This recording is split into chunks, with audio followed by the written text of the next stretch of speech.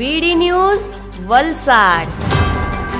રોજ ધરમપુર ખાતે ગુજરાત કોંગ્રેસ સમિતિ દ્વારા વિરોધ પક્ષના નેતા અમિત ચાવડાની હાજરીમાં જનમંચનો કાર્યક્રમ રાખવામાં આવ્યો હતો કે જ્યાં ધરમપુર, કપરાડા તથા જંગલપટ્ટીના લોકો તથા દરેક વર્ગના લોકોએ આવીને પોતાની સમસ્યા જણાવી, જેનું નિરાકરણ લાવવાની બાંહેધરી કોંગ્રેસ પક્ષે આપી।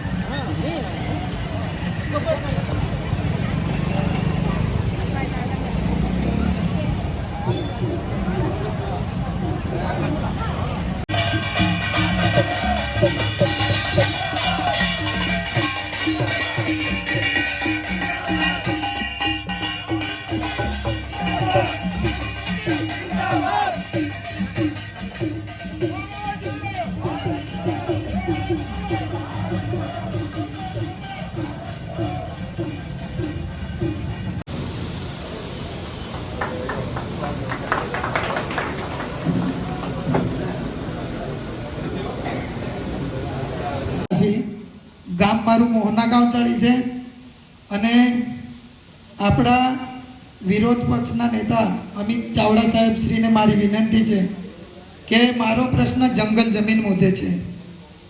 2021ની અંદર મારા ગામમાં પ્લાન્ટેશન થયું ત્યારે ખરેખર એક અમારો પ્રશ્ન એવો છે જંગલ જમીન મુદ્દે સર કે આપણા દેશની પાર્લામેન્ટમાં વિરોધ પક્ષના નેતા આપણા જનનાયક રાહુલ ગાંધીજી જેવી રીતે બોલી રહ્યા છે તેવી રીતે અમીર અમીર થતો જાય છે અને ગરીબ ગરીબ રહેતો જાય છે, તેવી જ રીતે અમારા જંગલ જમીનના મુદ્દામાં આનંદીબેન પટેલે જે પ્રમાણપત્રો આપ્યા છે એ પ્રમાણપત્રોમાં જમીન અમને આપવામાં 2006ના અધિનિયમ જમીન આપવાના કાયદા મુજબ એક ખેડૂતને 10 એકર જમીન આપવાની, તો અમને સર અમારી કોઈની માંગણી 5 એકરની હતી, કોઈની 10 એકરની હતી, કોઈની 15 એકરની પણ હતી।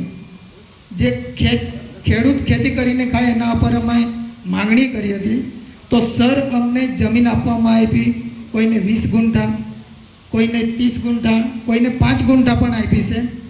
મારા ગામમાં ટોટલ 214 પ્રમાણપત્રો આપ્યા છે, એમાંથી 27 ખેડૂતોને પૂરેપૂરી જમીન આપી છે માંગણી પ્રમાણે।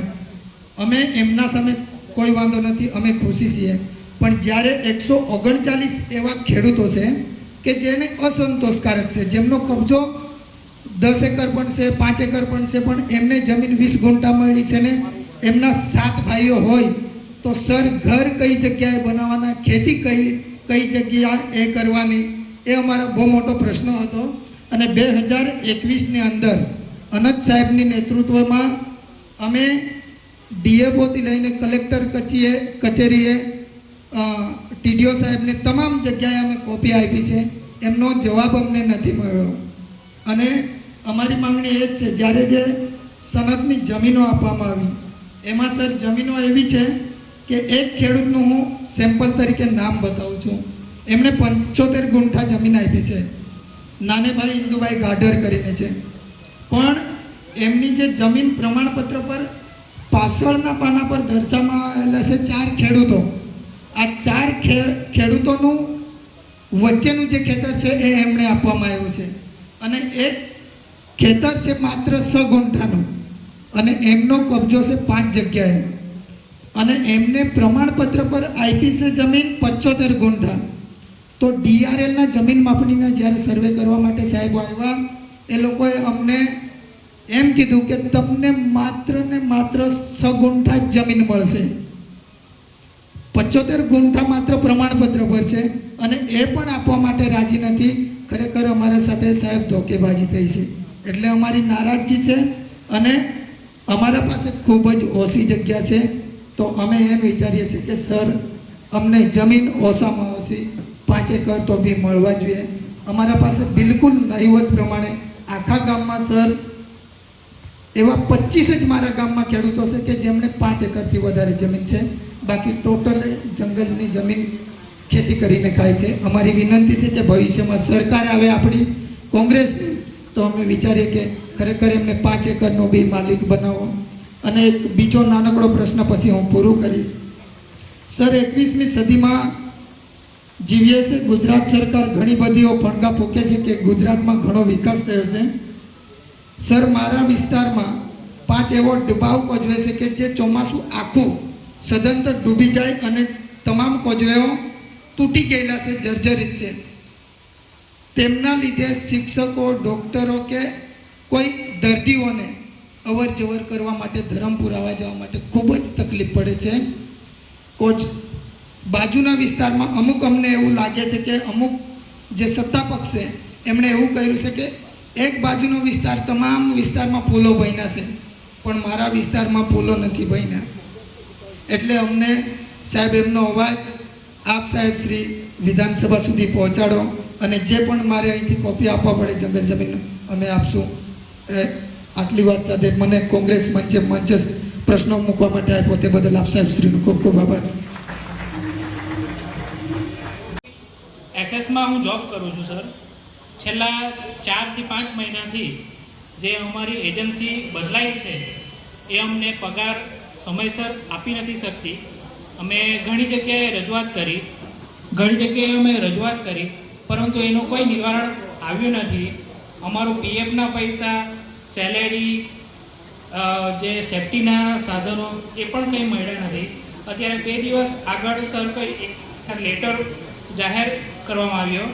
એ લેટરમાં અમારા 15 એસએસમાંથી થોડાક એસએસ બીજી કંપનીઓ ટેક ઓવર કરવા તૈયાર થઈ છે. બાકીના 8 સબસ્ટેશન એવા છે જે જેટકો ખુદ લઈ લેવા માંગે છે. તો જે 8 એસએસ છે તેના કર્મચારીઓનું શું થશે તેની અમે રજૂઆત કરવા માંગીએ છીએ. અને PFના પૈસા અમારા જે જૂની એજન્સી હતા એના જમા થયા છે. જો આ નવી એજન્સી PFના પૈસા નહીં જમા કરે તો અમે એનો ઉપાડ બી કરી શકતા નથી.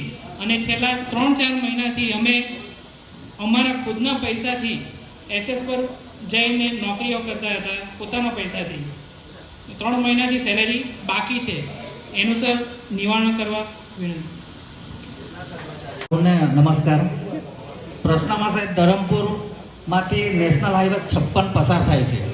એનો બાયપાસ રોડ કાઢવામાં આવેલો છે. એમાં ધરમપુર નગરપાલિકા વિસ્તારમાંથી એ પસાર થાય છે ને અમારે ત્યાં સરકારી જમીનો આવેલી છે.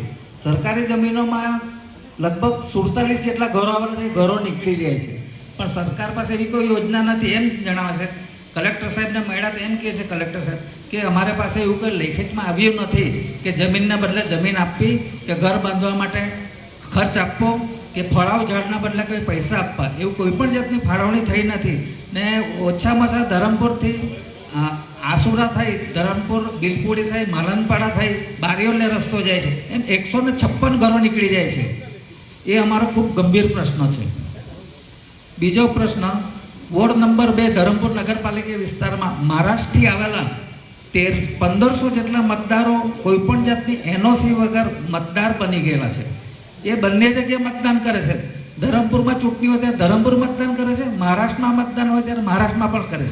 જેથી અમે આરટીઆઈ પણ કરી હતી, પણ મામલતદાર સાહેબને કલેક્ટર સાહેબ એમ કહે કે અમારા માજી મંત્રી શ્રી વિજયભાઈ રૂપાણીના માણસ હોય જેથી અમે તમને આપી શકીએ નહીં, એવો જવાબ અમને મળેલો છે. Thank you. હું છું રાકેશભાઈ સુમનભાઈ પટેલ.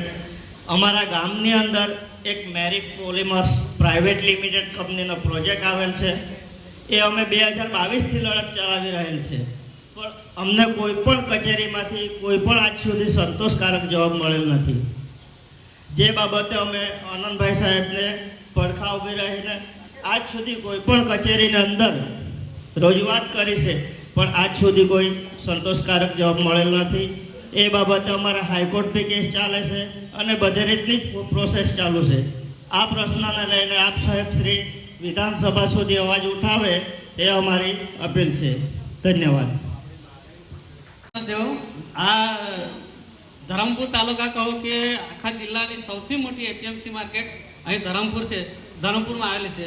પરંતુ અહીંયા જે એપીએમસી દ્વારા ચાલવું જોઈએ એ તંત્ર એ રીતે ચાલતું નથી, જેને ખાનગી રીતે ચાલે છે. જે દુકાનો બનાવવામાં આવી છે એ બી પ્રાઇવેટ છે. તો અહીંયા એક એપીએમસી દ્વારા ચાલે એવી માર્કેટની વ્યવસ્થા થાય અને જે વેપારી હોય એમને બી વ્યવસ્થિત દુકાનોનું ફાળવણી થાય એવી વ્યવસ્થા થાય એવી અમારી જરૂર છે. ગુડ સ્ટેન્ડથી પસાર થાય છે. મરલા, કાભરિયા, દુલસાડ, ફલદરા એવા ઘણા ગામોમાંથી ગુડ સ્ટેન્ડ પસાર થાય છે, પણ ક્યાંથી ને કેટલી પસાર થાય કંઈ ખબર પડતી નથી. એમના માટે અમે મિટિંગ પણ કરી છે, પરંતુ અમને કંઈક માહિતી નથી. એ માહિતી અમને મળે એવી રજૂઆત કરું. ત્યાર પછી આરોગ્યમાં અમારા ગામમાં જે પીએચસી છે એના પર ડૉક્ટર નથી. એ ડૉક્ટરની પણ અમારે ત્યાં પૂર્તિ કરે અને જે મહાઅમૃતમ કાર્ડ છે એમાં લોકોને ઉલ્લુ બનાવવામાં આવે છે કે જેમને 5 લાખ સુધીનો વોટર આપવામાં આવે છે, પરંતુ જ્યારે અમે હોસ્પિટલમાં પેશન્ટને એડમિટ કરીએ છીએ ત્યારે એવો જે ઇમરજન્સીમાં સાહેબ અમે જઈએ છીએ ત્યારે એમ કહેશે કે તમે ઇમરજન્સીમાં છે, એપ્રુવલ આવતા વાર લાગશે, તમારે 2 દિવસ પછી થશે. તમારે જે પેશન્ટને બચાવવું હોય તો તમારે કેશથી તમારે પેશન્ટ દાખલ કરવું પડશે. અને એમાં અમારા ગામના એક ભાઈ હતા, એક્સપર્ટ પણ થઈ ગયા. એટલે આવા ઘણા બધા. પછી અત્યારે પણ એક કેસ હતો, વલસાડ હોસ્પિટલમાં ગયા, ત્યાં પણ એવું જ કીધું કે ભાઈ તમે ઇમરજન્સીમાં કેશથી સારવાર કરાવી શકો, એપ્રુવલ આવતા વાર લાગશે. એ બાબત પણ એક ગંભીર છે અને અમુક લોકોને લાભ મળ્યો છે પણ અમુક લોકોને લાભ મળેલ નથી. ત્યાર પછી એક અમારા ગામનો બીજો પ્રશ્ન, અમારા ગામનો નહીં બધા જ ગામનો પ્રશ્ન છે કે જમીનનું રીસર્વે કરવામાં આવેલું. અને જે તે સમયે હું સરપંચ હતો અને ત્યારે એમની જે ડાયરીમાં લખવામાં આવે કે અમારા જે ગામની જે બ્લોક નંબર સર્વે નંબરો છે એની સદ નિશાન બતાવીને અમને બધી પૂરી માહિતી આપશો, પણ આજ સુધી એ માહિતી મળી નથી. એ રીસર્વે ફરીથી થાય અને ખેડૂતોને એની જે જમીન છે એની હદ નિશાન પણ બતાવવામાં આવે. પછી બીજો એક મુદ્દો છે શિક્ષણ, કે શિક્ષણમાં પણ સાહેબ ખાનગીકરણ થઈ રહ્યું છે અને ખાનગીકરણથી ગરીબ વિદ્યાર્થીઓ ભણી શકતા નથી અને જે પૈસાપાત્ર લોકો છે એમના વિદ્યાર્થીઓ ભણીને આગળ જાય. એના કરતાં શિક્ષણ પ્રથામાં પણ સરકારી શાળાઓ બને. અને અમારા ગામની વાત કરું તો સરકારી શાળા 2 વર્ષથી તોડી દીધી છે પણ બની નથી, એટલે સરકારી મકાન અમારા ગામમાં બને એ માટે પણ આપ સાહેબ દ્વારા રજૂઆત કરશો એવી વિનંતી.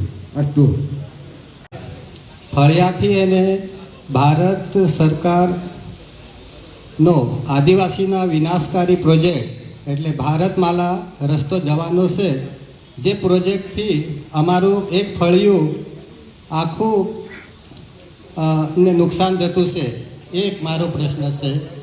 અને બીજો પ્રશ્ન, અમારો વાંસદા અને ધરમપુર વચ્ચે બોપી ગામે જે તાન નદી આવેલી છે એ તાન નદી પર કોઝવે નાનું હોવાથી ચોમાસામાં વરસાદના કારણે ડૂબી જાય. તો એના માટે બોપીથી ઉપરના જેવો ગામો છે, પછી હનુમતમાળથી ઉપરના જે પૂર્વ પટ્ટીના ગામો છે એને જો વાંસદા, ડાંગ કે વ્યારા તરફ જવું હોય તો એના માટે 20થી 25 કિલોમીટર આંબા આવવું પડે ને ત્યાંથી પછી જવું પડે. તો એ જો કોઝવે થઈ જાય તો લગભગ 20થી 25 ગામોને ફાયદો થાય એમ છે. શેરીમાળ ગામમાં કિસાન પથ નામે રસ્તો બનાવવામાં આવ્યો છે, પણ તેમાં ભેદભાવ રાખ્યો છે. અડધો રસ્તો બનાવ્યો છે અને ચોકડીથી પૂર્વ દિશામાં કે જે ઉપલા શેરીમાળ ત્યાં રસ્તાનું કામ કર્યું જ નથી ને કહે છે કે ગ્રાન્ટ ઓછી છે. બીજો પ્રશ્ન છે કે અમારે ત્યાં ખેડૂતો માટે 3 ફેઝ લાઈન આપે, એ ઘણા લાંબા સમયથી વીજળી આપતા જ નથી. અમે ત્યાં જ્યારે વિદ્યુત બોર્ડમાં જઈએ, અરજી આપીએ ત્યારે કહે છે કે આપીશું, ચાલુ છે, પણ આપતા નથી. એટલે ખેડૂતોને બહુ મોટી મુશ્કેલી છે 3 ફેઝ વીજળીની. તો આપ સાહેબ આ ધ્યાને લઈ અમારા ગામના ખેડૂતોને 3 ફેઝ વીજળી વહેલી તકે અને કાયમી આપે એવી રજૂઆત કરવા આપ સાહેબને વિનંતી છે. પરા વિસ્તારના ખરાબ જ છે. અને બીજો પ્રશ્ન એવો છે કે ધરમપુર નગરપાલિકામાં પરા વિસ્તારમાં જે વેરો લે એ ડબલ વેરો લેવાય છે. આખા ગુજરાતમાં કોઈ જગ્યાએ નગરપાલિકામાં વેરો ડબલ લેતો નથી. તો અહીંયા નગરપાલિકામાં ઘણીવાર રજૂઆત કરી, ગાંધીનગરમાં પણ તપાસ કરી, પણ ત્યાં પણ બીજી જગ્યાએ લેતા નથી. પણ ધરમપુરમાં પરા વિસ્તારમાં ડબલ વેરો લે છે. લે વેરો તો ભરીએ પણ ડબલ વેરો, એમ સ્પેશિયલ વેરો, એમ કારણ એ ખાસ સફાઈ વેરો, એમ એટલે વેરો લે પણ ડબલ વેરો પાસે લે. વેરો ડબલ. ચંદ્ર હોસ્પિટલ ધરમપુરમાં આવેલી એને લગતો છે. અહીં મહાકાર્ડ આયુષ્યમાન કાર્ડ હોવા છતાં પણ તગડી 10 લાખ જેટલી રકમ પેશન્ટો પાસે લેવામાં આવે છે. ઓપરેશન ને એવું બધું કરવાનું હોય તો મહાકાર્ડ આયુષ્યમાન કાર્ડ હોય છતાં બી 10 લાખ રૂપિયા જેવી રકમ લઈને ગરીબોને લૂંટવામાં આવી રહી છે. તો સાહેબ એના પર થોડા સ્ટેપ લેવાય તો ગરીબોને ઘણી રાહત થાય એવું છે. તો મારો આટલો પ્રશ્ન છે કે આ રાજચંદ્ર હોસ્પિટલની થોડી તપાસ કરો અને જો ત્યાં આવું બધું ચાલે છે, પેશન્ટોની એવી માંગણી છે કે અમારી પાસે છતાં આયુષ્યમાન કાર્ડ છે, બધા કાર્ડ બધી સગવડ હોવા છતાં પણ અમારી પાસે 8 થી 10 લાખ જેવી તગડી રકમ લૂંટવામાં આવે છે. એટલે એના પર થોડું તમે સ્ટેપ લેવો એ મારી વિનંતી આપને. અમારા કપરાડા તાલુકા પંચાયતની અંદર જ્યારે સામાન્ય સભા હોય ત્યારે હું વારે ઘડે રજૂઆત કરતો હોય કે અમારા કપરાડાની અંદર જે સામૂહિક આરોગ્ય કેન્દ્ર આવેલ છે એ આરોગ્ય કેન્દ્રની અંદર કપરાડાના અંત્યાર વિસ્તાર લોકોને કોઈ પણ જાતની સુવિધા નથી. ન તો ગાયનેકોલોજીસ્ટ ડૉક્ટર કે સામાન્ય ઈજા થતી હોય તો એ ઈજા થતી હોય તો એને રિફર કરવામાં આવે છે ધરમપુર કાંધા વલસાડને જવું પડતું હોય. તો અમારા કપરાડા વિસ્તારના લોકોને આરોગ્યની બાબતે જે અન્યાય થાય છે એ અન્યાયની બાબતે અમે રજૂઆત કરી, પણ તે તાલુકા પ્રમુખ અને એના વચ્ચે અમને એવો જવાબ મળે કે તમારે ધારાસભ્યને રજૂઆત કરી. હવે હું તો વિરોધ પક્ષમાં છું, તો મારે ધારાસભ્યની કઈ રીતના રજૂઆત કરી? એટલે અમારા જે લોકો છે એ લોકોને જે આરોગ્યની બાબતે સૌથી વધારે અન્યાય થાય છે એમાં યોગ્ય સુવિધા મળે એવી સાહેબ વિનંતી કરું છું. અને બીજો પ્રશ્ન એ છે કે જે કપરાડાની અંદર અસ્ટોલ યોજના 586 કરોડની બનાવવામાં આવી છે અને સરકાર એમ કહે છે કે અસ્ટોલ યોજના પરિપૂર્ણ છે, પરંતુ હજુ સુધી લોકોને એ પાણીની સુવિધા જે રીતે મળવી જોઈએ તે રીતના મળતી નથી. તો એની પર રજૂઆત થાય ને લોકોને યોગ્ય પાણી મળે અને એની અંદર જે ભ્રષ્ટાચાર થાય છે એ ભ્રષ્ટાચારને પણ ઉજાગર થાય એવી અમે માંગ કરીએ છીએ.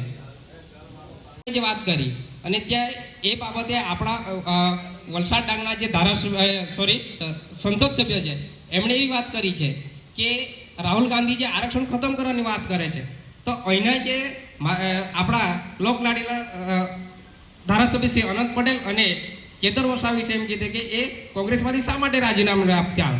એટલે અમારા જે પ્રમુખ છે પ્રમુખે એ રીતના પોસ્ટ કરી, એટલે એના બાબતે મેં પણ એક પોસ્ટ કરી કે જે વડાપ્રધાનશ્રી જે આરક્ષણ વિશે બોલ્યા હતા એ મેં પોસ્ટ કરી અને એના અનુસંધાને મારા પર નોટિસ આવી અને આજે પોલીસ સ્ટેશનની અંદર મારે જવાબ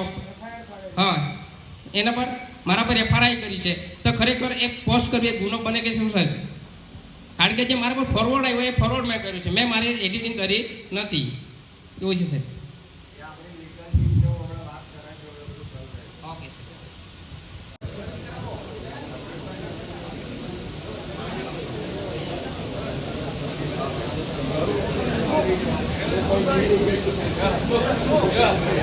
બાબતનું એની અંદર ખરેખર એ સર્વે જે કરવામાં આવ્યું છે, એમનો નકશો જે બનાવવામાં આવ્યો છે એમાં ખૂબ ભૂલ છે. કારણ કે દરેકે દરેક ખેડૂતનો જે દિવસે સર્વે કરવામાં આવશે એ જે પ્રશ્ન ઉદ્ભવશે ખૂબ ઝઘડાનું મોટું સ્વરૂપ લેશે. કારણ બીજા ખેડૂતનો સર્વે નંબર મારા સર્વે નંબર સાથે મેચ થતો નથી, એમનો ખૂણો મારા ખૂણા સાથે મેચ થતો નથી. એ મારો એક પ્રશ્ન છે, એનું પણ નિરાકરણ આવવું જોઈએ. હાજર રહે જેથી વિદ્યાર્થી તથા અન્ય કામના લાભાર્થીઓને મામલતદાર તથા તાલુકા પંચાયતના કચેરીની કામગીરી માટે સહી સિક્કા સ્થળ પર જ થઈ શકે એ માટે વિનંતી કરું છું. જે વાત કરી અને ત્યાં એ બાબતે આપણા વલસાડ ડાંગના જે સંસદ સભ્ય છે એમણે એવી વાત કરી છે કે રાહુલ ગાંધી જે આરક્ષણ ખતમ કરવાની વાત કરે છે, તો અહીંના જે આપણા લોકલાડીલા ધારાસભ્ય શ્રી અનંત પટેલ અને ચેતર વસાવી છે એમ કીધે કે એ કોંગ્રેસમાંથી શા માટે રાજીનામું આપતા આવે. એટલે અમારા જે પ્રમુખ છે પ્રમુખે એ રીતના પોસ્ટ કરી, એટલે એના બાબતે મેં પણ એક પોસ્ટ કરી કે જે વડાપ્રધાનશ્રી જે આરક્ષણ વિશે બોલ્યા હતા એ મેં પોસ્ટ કરી અને એના અનુસંધાને મારા પર નોટિસ આવી અને આજે પોલીસ સ્ટેશનની અંદર મારે જવાબ એના પર મારા પર એફઆરઆઈ કરી છે. તો ખરેખર એક પોસ્ટ કરવી એક ગુનો બને કે શું સાહેબ? કારણ કે જે મારા પર ફોરવર્ડ આવ્યો એ ફોરવર્ડ મેં કર્યું છે, મેં મારી એડિટિંગ કરી નથી. એવું છે સાહેબ.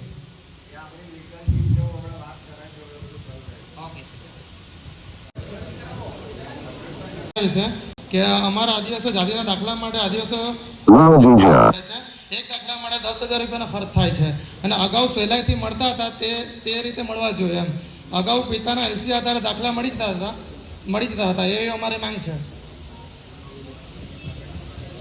મારા સરપંચોને લગતા જ પ્રશ્ન છે સાહેબ. સરકારશ્રીનો પરિપત્ર છે કે 5 લાખ સુધીના કામો ગ્રામ પંચાયત કરી શકે, પણ એ નિયમ જળવાતો નથી. કેમ કે એ લોકો બારોબાર એ લોકોના મળતિયાને કામો આપી દે છે એજન્સીને.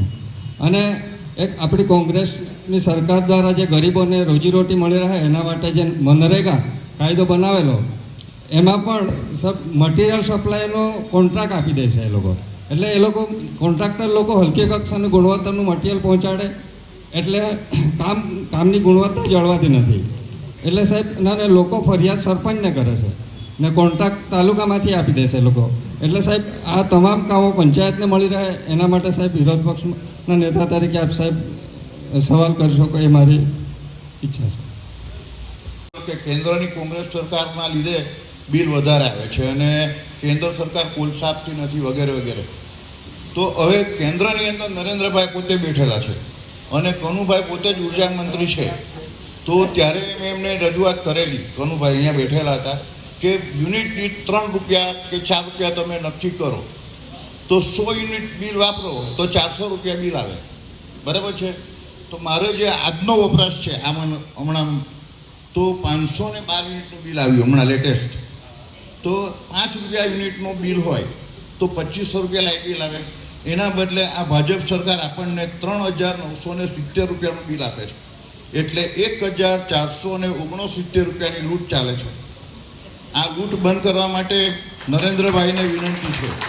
કનુભાઈ, તમે કીધેલું નીતિ વિશે પ્રશ્ન છે, કનુભાઈએ કીધેલું. આ સિવાય ન્યાયાલયની વાત કરું તો મારા મરણનો દાખલો અહીંયા લાઈવ કરું છું. અમિતભાઈ, 2019માં સિવિલ કોર્ટનો જજ 2 કરોડ રૂપિયા રિશ્વત ખાઈને મને જીવતાને જ મારી નાખવામાં આવેલો. આ મારા મરણનો દાખલો. તો આ ન્યાયતંત્ર ક્યાં લઈ જવાના ભાઈ? નરેન્દ્રભાઈ, આ જો ન્યાય આપો. પોલીસ ડિપાર્ટમેન્ટમાં ફરિયાદ આપે તો કે માનસિક ગાંઠો છે આની ગતરા બેટિંગ ખોલી લખો. કોર્ટમાં જાઓ તો કે તમે લેખિત આપો. લેખિત 9,700 ફરિયાદ આજ સુધી આપી છે અમિતભાઈ. 9,700 આખી ફાઇલ જ યાદ થઈ જશે. એટલી બધું ગુંડા રાજ ચાલે કે જમીનો આદિવાસીઓની હોય, મારા જેવા ગરીબ માણસની હોય, લૂંટી જ લેવાનું. જો આપણે એ લોકોને સરેન્ડર થઈએ, એ લોકોના ભાજપિયાઓને, તો પ્યોર, બાકીના બધા ચોર. અમારા અનંતભાઈએ ગાંધીનગરનો પ્રશ્ન ઉઠાવેલો કે ગરીબોનું કેરોસીન આપો. જ્યાં સુધી પ્રશ્ન ઓનલાઈન હતો ત્યાં સુધી બધું બરાબર. પછી ગોલ ગોલ ધાણીને પીતા પીતા પાણી. અને પછી હું કહ્યું કે અનંતભાઈને આખો કેરોસીન જે ગરીબોને મળતું હતું એ કેરોસીન નરેન્દ્રભાઈએ સરસ મજાનું બંધ કર્યું. તો નરેન્દ્રભાઈને મારી વિનંતી છે કે તમે તો લગ્ન નહીં કરેલા, પણ અમારે ત્યાં તો કોયરા છે, અમે વાંધા નહીં મળે. હવે ગેસનો પુલો જાય તો અમારે રાંધવું હેમાં, અમારે કેરોસીન જોઈએ, તો વ્યક્તિ દીઠ 1 લીટર કેરોસીન મળે એવી ફરી પાછી અનંતભાઈ તમને બી વિનંતી છે કે તમારી રજૂઆત પાછી મૂકો. આટલી વિનંતી છે. મરણ ગયેલા વિપુલના પ્રણામ. Thank you. કે પેલે દિવાસળી એટલે કે માચીસનું બોક્સ લેવા જાઓ, કે બાળકની ભણવાની પેન કે પેન્સિલ કે નોટ લેવા જાઓ, તમે જમવા માટેનું કોઈ પણ કરિયાણું લેવા જાઓ, આ બધી જ વસ્તુ જે સવારે આપણે ઉઠીએ અને રાતે સૂવીએ ત્યાં સુધી વાપરીએ છીએ, બધા જ પર આજે સરકાર ટેક્સ લે છે.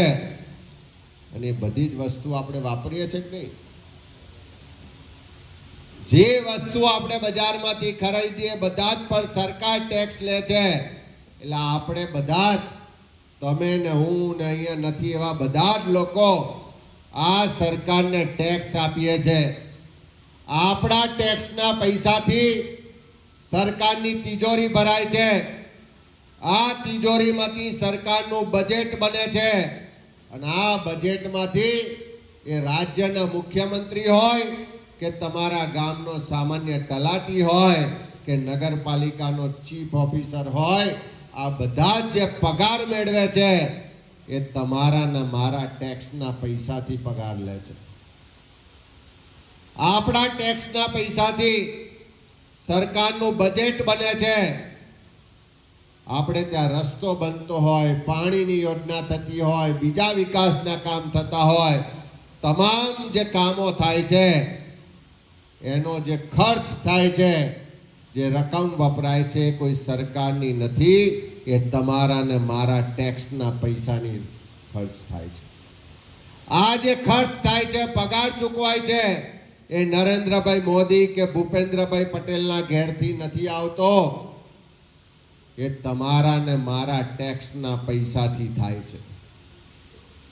અને જો આપણા પૈસાથી પગાર લેતા હોય અને જવાબ ના આપતા હોય, વહીવટ બરોબર કરતા ના હોય, તો એને પ્રશ્નો પૂછવા પડે કે ના પૂછવા પડે?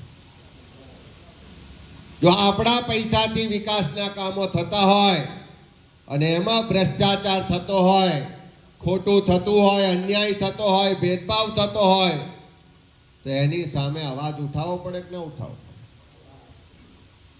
અને એટલા માટે આ કોંગ્રેસે તમને મંચ આપ્યો છે કે તમારા પૈસા છે, લોકશાહીમાં તમે જ સર્વોપરી છો, તમારા મતથી સરકાર ચૂંટાય છે, તમારા પૈસાથી વહીવટ થાય છે. અને એ વહીવટ બરોબર ના થતો હોય, ભ્રષ્ટાચાર થતો હોય અને એની સામે જો આપણે બોલીએ નહીં, તો હું માનું છું કે સૌથી મોટા જવાબદાર આપણે છીએ. અહીંયા આપણે આવતા પહેલા બાબા સાહેબ આંબેડકરની પ્રતિમાને ફૂલહાર કર્યા. આ બાબા સાહેબ આંબેડકરે દેશનું બંધારણ આપ્યું અને બંધારણનો અક્ષરે અક્ષર અમલ કરવાનું કામ દેશની પહેલી કોંગ્રેસની સરકારથી થયું. એ બંધારણે આપણને સમાનતાનો અધિકાર આપ્યો છે. દેશના વડાપ્રધાન હોય કે અહીંયા ધરમપુરનો કોઈ સામાન્ય ગરીબ માણસ હોય, બંને સરખા છે. આ દેશની સત્તા સંપત્તિ પર બધાનો સરખો અધિકાર છે અને એટલા જ માટે બધાને સમાન મતનો અધિકાર આપ્યો છે.